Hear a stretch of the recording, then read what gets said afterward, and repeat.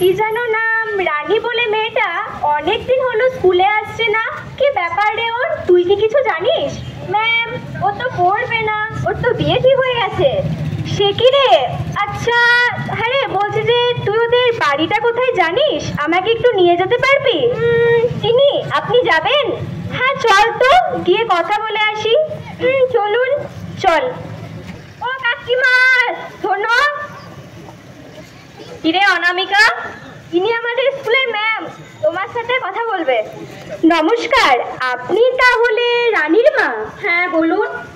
আসলে রানী অনেকদিন হলো স্কুলে আসছে না, শুনলাম আপনি নাকি ওর বিয়ে ঠিক করেছেন। হ্যাঁ, মানে ওর তো বাবা নাই, তাই ওকে বিয়ে দিতে পারলে আমি নিশ্চিন্ত হব। কিন্তু ও তো পড়াশোনায় খুব ভালো, তাছাড়া ওর মতো মেধাবী ছাত্রী তো এখন খুব একটা দেখাই যায় না। আপনি ওর বিয়ে না দিয়ে বরং পড়াশোনা করান। তাছাড়া রানী যদি ঠিকমতো পড়াশোনা করতে পারে তাহলে তো ওকে নিয়ে আর আপনাকে কোনো চিন্তা করতে হবে না। এমনি আমরা তো গরিব, তাই আমরা পড়াইতে পারবো না। আমরা স্কুলের দিদিমণিরাই ওর পড়াশোনার খরচা দেব। তাছাড়া এখন তো সরকারি প্রকল্প কন্যাশ্রীও দেওয়া হচ্ছে। রানী যদি ঠিকমতো পড়াশোনা করে তাহলে তো ও নিজের পড়াশোনার খরচা নিজেই চালাতে পারবে। আপনি ওকে নিয়ে একদম চিন্তা করবেন না। হ্যাঁ রে কুসুম, কোথায় চললি? এই যে ম্যাম, দিদিকে প্যাটেলগড়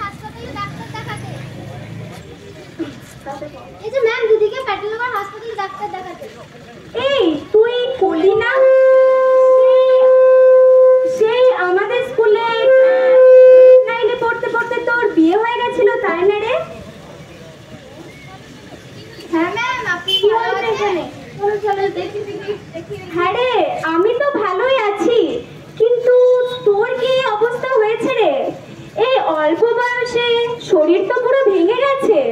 হ্যাঁ ম্যাম, দিদির দুটো জমজ মেয়ে, দেখি দেখাশোনা সংসার সমস্ত কাজ করে তো দিদির এই অবস্থা। দেখুন রানীর মা, আপনি একবার নিজের চোখেই দেখুন, এই অল্প বয়সে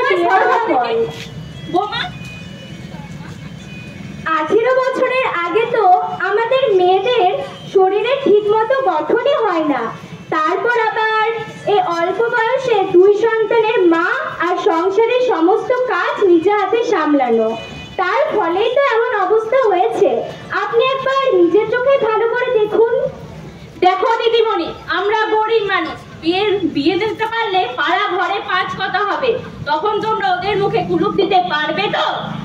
আপনারা 5 জনের কথায় কান না দিয়ে বরং নিজের মেয়ের ভালোর কথাটাও তো একবার ভেবে দেখুন। তাছাড়া এই অল্প বয়সে আপনাদের মেয়ের বিয়ে দিয়ে দিলে আপনাদের মেয়ে তো শরীর থেকে মন থেকে একেবারে শেষ হয়ে যাবে। বলো বলো, আমাদের তো সেই বিয়ে হয়েছিল 9-10 বছর বয়সে, কই এখনো মরিনি, বেঁচে আছি। এই তো তোমাদের মতো দিদিমণিরাই পাড়ায় পাড়ায় বিয়ে ভেঙে বেড়াইছে। দেখো ওখানে দিদিমণি পাড়ায় বিয়ে ভাঙতে এসছে। তোমরা মনে হচ্ছে আমাদের মেয়ের বিয়ের দায়িত্ব নেবে।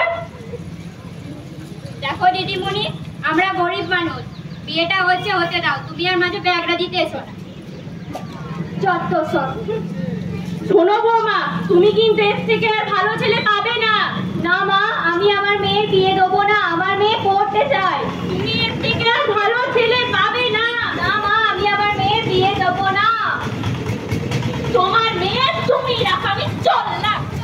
দিদি দিদি, আপনারা কেউ চলে যাবেন না দিদি। দেখুন দিদি, আমরা মেয়ে হয়ে যদি আমাদের নিজেদের মেয়ে সমাজের অন্য মেয়েদের ভালোর কথাটা না ভাবি তাহলে কে ভাববে? আপনারা একবার নিজেরাই ভেবে বলুন। তাছাড়া আপনারাও কি সত্যি চান এই অল্প বয়সে নিজেদের মেয়ের বিয়ে দিয়ে এই কলির মতো অবস্থা করতে, নিজেদের মেয়ের সর্বনাশ করতে? তাহলে আসুন আজই আমরা সকলে মিলে শপথ নিই যে আমরা আর বাল্য বিবাহ দেব না। আমরা নিজেদের মেয়েদের পড়াশোনা করাবো এবং তাদের ভবিষ্যতে স্বাবলম্বী করার চেষ্টা করব। আসুন।